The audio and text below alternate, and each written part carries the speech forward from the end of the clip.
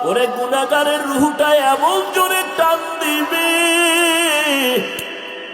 চরমনের সৈয়দ ইসহাক রহমাতুল্লাহ আলাইহি বলেন, আলকাতরা লাগাইয়া তুলার মধ্যে বাড়ি দিলে তুলা লাঠির সাথে তুলাগুলো যেমন ছিঁড়ে ছিঁড়ে চলে আসে, বেনামাজির যখন জান কবাজে আল্লাহ অর্ডার দিয়ে আজরাইলের পাঠাবে, আজরাইল আসবে এত বিকট, আজরাইলের এক মাথা আসমানে, পা জমিনে, এক হাত মাশরিকে আর এক হাত মাগরিবে, নীল দরিয়ার মতো চোখগুলো বড় বড়, এসে যখন বডির উপরে পাওটা রাখবে, পা বাঁকা হয়ে যাবে, চোখ উল্টাবে, রুহুটা পালাইতে থাকবে।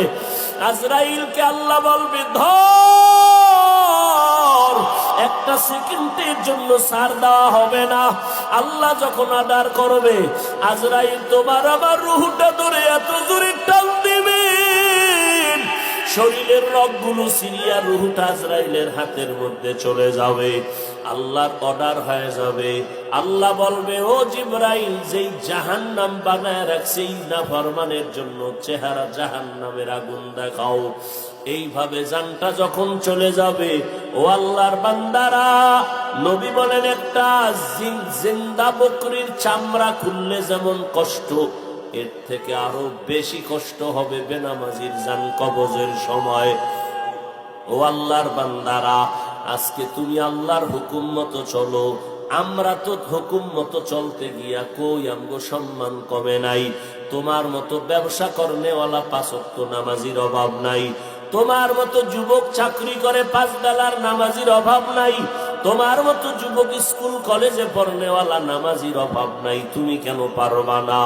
ওরে গুনাহ নিয়ে যদি ওই কবরের বিছানায় যাও, কে ধনী কে গরিব, কে আলেম কে মূর্খ, কে পীর কে মুরিদ, কে বক্তা কে শ্রোতা ভেদাভেদ হবে না।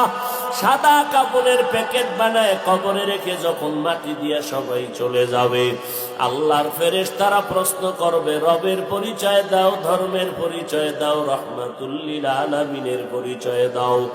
গুনাহগারেরা বলবে, হা হা লা আদরি, আফসোস, আমি কিছুই জানি না।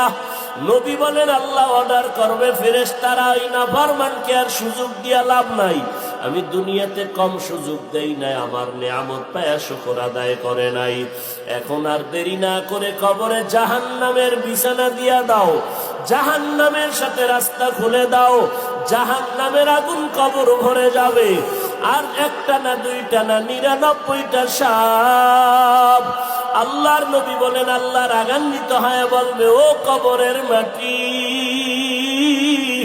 এই নাফরমান গুনাহগারের 2 পার্শ্ব থেকে জোরে জোরে চাপ দাও। এত জোরে চাপ দিবে, পাজরের হাড় চুরমার হয়ে যাবে। এখনো সময় আছে, তওবা করে নাও, আল্লাহর কাছে কাঁদো আর বলো, আল্লাহ, কোন দিন মরণ হবে জানা নাই, আজকে থেকে তওবা করলাম, নামাজ ছাড়বো না, বেপরদায় চলবো না, উলামায়ে কেরামের মজলিস থেকে দূরে থাকবো না, মা বাবার দোয়া নিয়ে চলবো, 5 ওয়াক্ত নামাজ পড়বো, গুনাহমুক্ত জীবন গড়বো, উলামায়ে আহলে হকের পরামর্শ নিয়ে চলবো। আল্লাহর কাছে তওবা করার যদি নিয়ত হয়, তওবার খাঁটি নিয়তে 2 হাত আল্লাহকে দেখায়া দাও। আল্লাহ হাতগুলো কবুল করে নেন, তওবা কবুল করে নেন, তওবার উপরে মজবুত হইয়া চলার তৌফিক দান করেন।